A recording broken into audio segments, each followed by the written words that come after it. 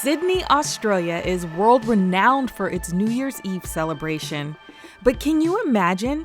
That isn't even the biggest party of the year in Australia. It's Vivid Sydney.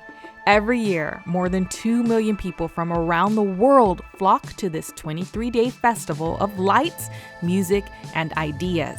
And the lights take over the city, draping every iconic landmark with glowing, dazzling displays from the Sydney Opera House to the Harbour Bridge.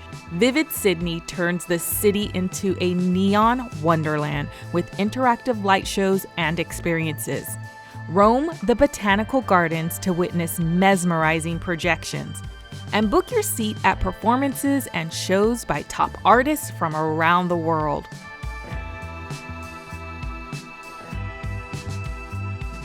It's art, technology, and creativity on steroids. But wait, if you make the journey all the way to New South Wales, plan to spend at least one of your days in the Hunter Valley. That's Australia's wine country at its finest. To get there from Sydney, skip the 3-hour drive and take a chopper ride for epic bird's eye views of the city. Float over the famous landmarks, past the surfers and beachgoers, and over the hills to stunning vineyards.